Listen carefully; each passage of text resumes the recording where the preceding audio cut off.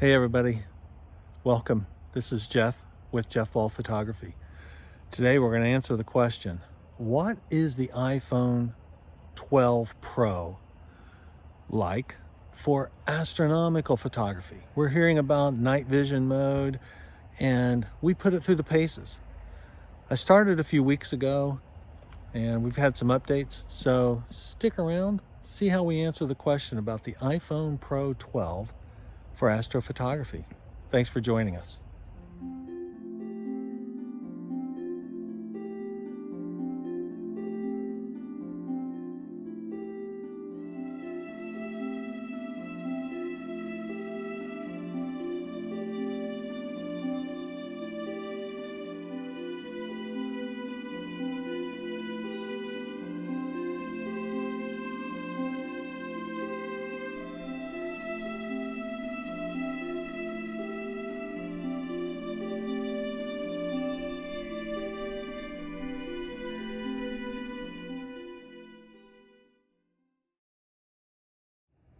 So that was a look at the iPhone 12 Pro with time-lapse.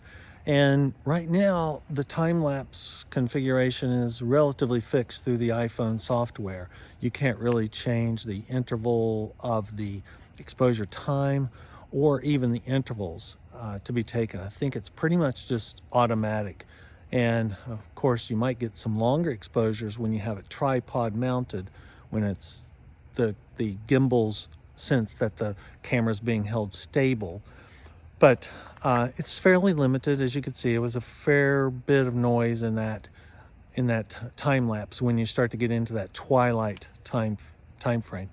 But I still think it's usable. If you're out at a location and you have all of your other cameras employed, using them on telescopes and whatnot, I think the time lapse is pretty convenient. It's, again, a camera that you always have with you is your iPhone.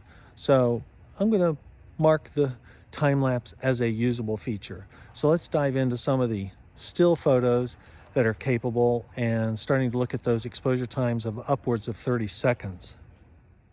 The main reason I upgraded the iPhone 12 Pro were the front-facing cameras. They all have a 12 megapixel sensor with 1.4 micron photo sights and 30-second shutter capabilities on a tripod. The wide-angle lens is a 26 millimeter equivalent, and that's the upper left camera.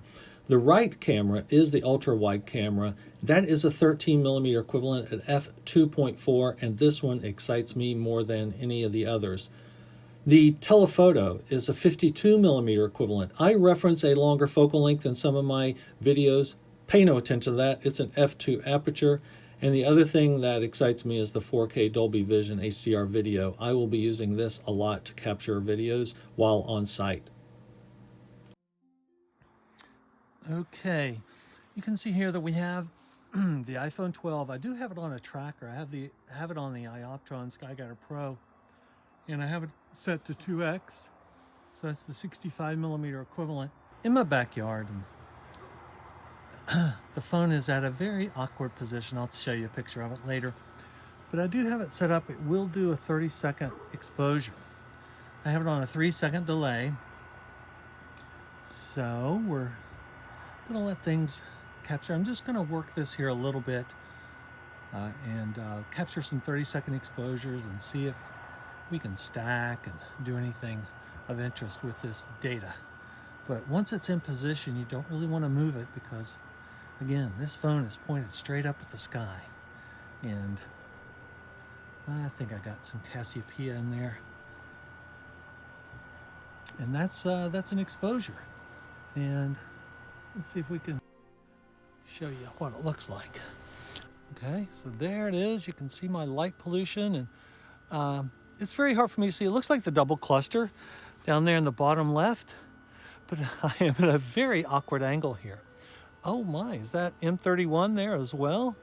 So yeah, I'm gonna just let this sit here, and I can't really tell what I'm getting at this angle, but it looks interesting. So I'm gonna keep the exposures going. Okay, here we're at 1x. I moved over towards Cygnus just to try to see what we could get out of the Milky Way. And as you can see here, I have the 3-second delay on. Again, this thing is pointed straight up, so very awkward. But if you press right there, you can see how you can set the shutter speed to be at maximum. And so we get the countdown. Now what's also interesting is I'm seeing a hold still message. If you recall, I'm still on the tracker. So I'm not exactly sure what Apple software is going to do to the image as I'm tracking, if it's going to try to overcompensate or not. I mean, the only thing in the image, I think there are some tree branches to the bottom. So maybe it'll try to image stabilize those branches and sacrifice the stars we're going to see. But again, this is upside down, but I'm still going to show you. There's the last image, and pretty sure we're picking up the Milky Way. Of course, my sky is about a Bortle 4.5, so we're gonna keep playing around with this. Let's go to we're gonna go to the 2x since we're tracking, and see what that gets us.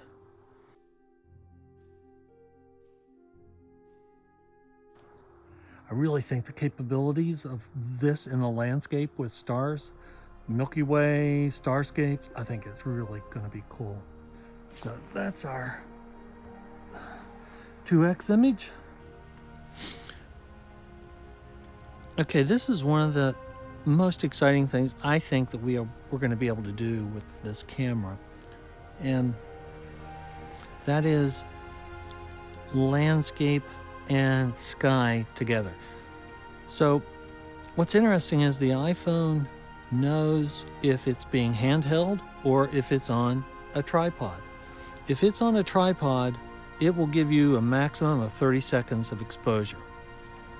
If you are hand holding it, it will use the gyros to limit your exposure to 10 seconds.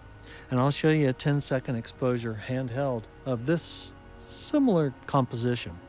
But I have this now on the iOptron SkyGuider Pro with tracking turned off, just serving as a tripod. What I'm really impressed with is, I have a pretty wide dynamic range here of lights in the house, and of course the sky is relatively dark. It's not perfect conditions out here tonight, but we're making do. And this is what you can get. It does a nice job of handling, I think, really compressing the brightness, and of course, I got a lot of light pollution from the neighbor, and it's pretty bad. But that, I think, at a dark sky or in a landscape at a dark location, I think this could be pretty cool. And look, it's always the camera that you have on you. So if you had a tripod, and of course I've got this bracket, I'll show you the bracket that I use. It's a really right stuff bracket to hold the iPhone. So I think it could be pretty creative, and some cool things could be done.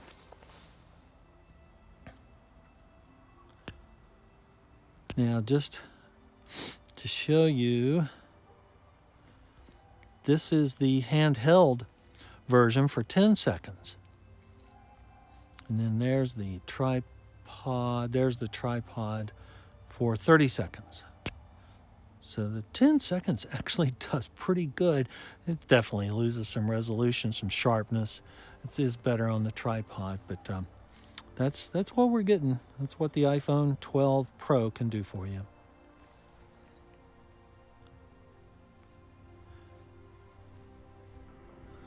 Okay, I'm set up on the ice pack out in front of the house tonight. This is December 26th. Why am I doing this? Well, we're going to continue our iPhone 12 review, even though we have a little bit of a moon up in the sky. But what happened is Apple released the Apple Pro RAW file format capabilities, and we're going to evaluate that tonight with a couple of scenarios. So stay tuned. Let's see how that works out. Okay, as you can see here, we are in the ultra wide lens, and less than ideal. We do have a lot of moon, but you can see the bright star there is Mars. And so it's a pretty well lit scene, obviously with the Christmas lights and the snow. But we're going to still play around with this. We are recording in RAW format. Now, if you can see up here, we have RAW right here. I'm turning it off and then turning it on, off and on. It's up here in the upper left corner. And it looks like the maximum exposure, given this lighting condition, I am on a tripod, so given this lighting condition, the iPhone software is going to give me an 18-second exposure. So let's click on that. Let's let the exposure happen. Now I'm going to also spend some time pulling these files into Lightroom. I'm going to see if Lightroom will open the files and see what they look like. It's not a perfect comparison to what I did previously, but let's give it a look here and see. Let's just look real quickly here, just on the phone itself. I think it's kind of of all of the features that I believe are available with the iPhone 12 Pro and the night vision mode. I think these scenes where you are capturing some landscape with the night scene, with the skyscape, I think there's a potential there to really have some cool effects. So I'm going to put this on a tracking, and we're going to take some of the try to get a constellation shot. I'm getting a few clouds coming in, but let's see what happens with some constellation work here. So before I break my neck out here on the ice, I'm looking straight up, and as you can see, from what I can tell, the Apple Pro Photo RAW mode is only available while you are taking a photo. I haven't seen it available in the time lapse or the video. Of course, video, you have Dolby Vision and there's some HDR built in there. So this is, let me show you what this looks like. So on the tripod pointed straight up, even with the moon, I still can get a 30-second, exposure. And this is with the ultra wide. So let's begin that exposure. And I did one test. I want to look at it on the back of the phone, but I also want to pull this into a RAW camera editing program, and let's just see what this looks like. I wish I was under a dark sky, but this is the best we got right now. But I think it'll give us an indicator as to how useful this could be in a dark sky scenario. So there's our exposure. And if we look at it there, of course, again, I'm looking straight up at the camera, but let me, one other thing I wanted to try. I brought my light pollution filter out. Let me see what that does with an exposure. So we've got the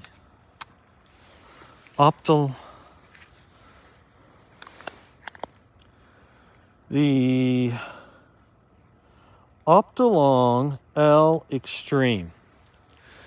I got this thing pointed straight up to the sky. I'm going to set the filter right on top of the lenses. Oh my goodness, who knows what this will do? We're going to try it though. There's our 30-second exposure. Yeah, I guess Optolong did not have this in mind when they designed this. This is the 2-inch filter version. So let's see what, if anything, this does. If we're getting a lot of glare or reflections, certainly not an ideal scenario, but let's see what happens, especially with the moon out. My guess is there could be some moon reflections coming back, but let's see what our picture, if anything, even showed up on that. So yeah, this filter, 30 seconds of exposure. Yeah, we got some weird stuff going there, probably with moon. But I definitely want to pull this. I want to look at that file also, just to see what it may have done with the image capture. I mean, it's 30 seconds. It's an 1.6 lens. So there might be something worthwhile there, but that was a long shot. All right, let's pull these files into the computer and see what we get.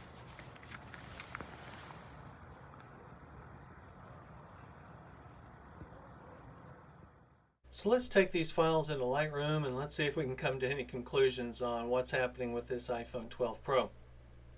This is one of the first images, if not the first image I took. This is of Cassiopeia in the backyard. Here's Cassiopeia, and here is the Andromeda Galaxy M31, and here are here's the double cluster Perseus, and this is a light shaft coming from a street light that is about 300 yards in my backyard, in my neighbor's yard, not my yard. And so let me show you, this is the original import, how it looks. One of the things I wanted to indicate here is Lightroom is not recording this focal length correctly on the lens. They're listing this as the 4.2. And no, I'm sorry, this is correct. This is correct. I'll show you the one that they're not listing correctly here in a second. But this would be with the 2x, you know, the 55, 56 millimeter equivalent focal length on 35 millimeter frame. Here's what I want to show you. This is again recorded in JPEG. This was before Apple had released their Pro Camera RAW. And you can see we have the JPEG compression artifacts around the stars. They're fairly significant. So there's a zoom in, there's the double cluster, and there's Andromeda Galaxy. So we can pick up a galaxy and we can pick up a double cluster. This is probably going to be very nice for constellation type photography. And I think that's going to be worth experimenting with. This is with the 1x. And what I want to point out here is, if you remember, the focal length is listed here in Lightroom as 4.2 millimeters. Well, I know this is with 1x, and they're still listing it at 4.2 millimeters. This is probably like 3 millimeters in their reference, because this is the 1x, or the 26 millimeter equivalent on the iPhone 12 Pro. Again, you can see at 1x we still have that artifacting. Now we're picking up the Milky Way. This is Cygnus. And here's the tail, here's the head, here's the cross, and you can see this is the North American Nebula area. You can see the Milky Way, you can see the clouds. I am a little concerned we're not picking up what I would call red sensitivity, hydrogen alpha sensitivity. If you go to it's just not there. You can force it a little bit, but it's just not picking it up. You are getting the light, the luminosity. So that's not a bad thing. We can work with that. But we still have those JPEG artifacts around the stars. And this is 2x. Again, they're still listing it in Lightroom as 4.2 millimeters. So that's fine. But this is with the 2x. This is the North American Nebula region right here. And of course this is Gamma Cygnus and all of the nebulosity that's in there. We can get the luminosity, but we're not getting that color sensitivity. This is they're listing this is the 1.54 millimeter. This is the ultra wide, or the 13 millimeter equivalent lens. This is on the moonlit night in my yard. Here is Cassiopeia for a little size reference. Now this was shot in RAW. So here's the difference. I think this really bodes well for us using RAW for astronomical nightscape photography. I'm not seeing that compression. Now I'm not going to discount. We have a well-lit moonscape here, okay? But I'm not seeing that star compression artifact. This is just coma on the lens and astigmatism that's built in. But you can see actually the stars look pretty good, and the compression artifacts are definitely missing. This again is the RAW. This is the original RAW capture. You can see what happens there, and then this is just processed a little bit and some denoising within Lightroom. Not a whole lot, but I think there's some good potential here for the RAW capture with the ultra wide lens, and really all three lenses, but hopefully avoiding that star compression artifact that we see with the JPEG capture. If you remember, I did put a light pollution filter on. This is the result. There's not a whole lot to be done there. This is the original capture, and then this is the enhanced. There's nothing there. So don't put a light pollution filter over it, or at least I don't see a way to make it work until we get longer exposure times. And there's just some limits to physics and mechanics about light and sensors, and I just don't think we're up against it. This was the backyard photo. Again, this is with that 1.54, that ultra wide. This is what I think is our opportunity with this camera, but this is JPEG. So let me show you a few things. This is how the transition happens from the fairly well lit trees to the sky. And again, you can see some of that artifacting around the stars. The reason I bring that up is the other night when I went out, December 26th, for some practice, this was the JPEG capture, okay? The JPEG capture of the snowy scene, the moon and Mars. Let me show you the same thing here. Here's that transition from the shadows up to the sky. And then let me show you what happens with the raw capture. Let me show you the default raw capture file. This is what it looks like when you import it into Lightroom. And you can see, comparing the histograms to the JPEG, there's your JPEG. And look, the Apple does a nice job. Their software does a nice job. This is a very nice image. It has some shortcomings, especially as it transitions into those darker zones. But let's look at that. Look at the dynamic range that's present in this image. And I'm not going to bore you with the processing, but this is how you can recover that. I did some perspective correction and bring in that dynamic range. But what I wanted to show you is look at how nice this is. Look at this transition from that shadow to the sky. Okay, so that really bodes well for the benefits of capturing in raw file versus the JPEG file. Let me go back to that JPEG file again. There's your JPEG file. And there's the raw file. Yeah, this is very encouraging. So I think this is the most encouraging opportunity with the iPhone 12 Pro is landscapes with the sky. And I think for me, I would be looking at a star party or looking at a landscape with some illumination if possible. Maybe it's a red light, maybe it's white light painting. But I think that has an opportunity to really be the kind of the hallmark for the night vision iPhone 12 capture scenario. Is this a primary astrophotography camera? Probably not. If you have one, I encourage you to use it. Try these scenarios. I think it's worthwhile. Now, I haven't looked through I haven't attached this to the telescope or done eyepiece projection photography with this, and I probably won't, because I'm always going to have a camera that's dedicated to astrophotography on the end of my telescope. So I wanted to see what this iPhone 12 can do by itself, just with the lenses and the sensors that are already provided. So thanks for joining me on this review of sorts, first impressions we'll call it, of the iPhone 12 Pro. I think it has some potential. It's not going to replace your dedicated 35mm camera or your dedicated astronomical camera. But it can fill some gaps, and it could be the camera that you have available while those others are working. I encourage you to look at it really for long exposure capture of landscapes and skyscapes. I think that's where it's going to shine. Use the RAW. Make sure you update to the latest iOS so you can use the Apple Photo RAW file capturing. It's very simple. It's just a toggle button in the photo app. Let's monitor third-party apps to see what they do here. Some of the big opportunities for me, I think this can be a better time-lapse camera. We just need the opportunity to program in the interval, the timing for the photo, exposure, and obviously the interval between exposures. I think if we can get a 30-second exposure, capturing it in RAW, I think that can make a pretty high-quality time-lapse photo sequence. So I would be curious to see if we have a third-party developer who comes up with that.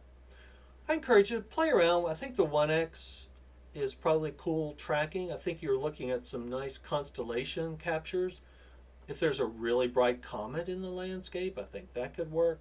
So I think there's some opportunities. A moonlit landscape with ultra wide angle, I think that's an opportunity. So look, this camera has a lot of opportunities here, and I'm just starting to kind of evaluate what the potentials are. So I encourage you to give it a try. But that's the iPhone 12 Pro. I'm pretty excited about that raw capture opportunity that's there. So thanks for watching. I also encourage you, if you like my channel and you want to support the channel, I have a Patreon page now. I'll put the link in the discussion and check it out.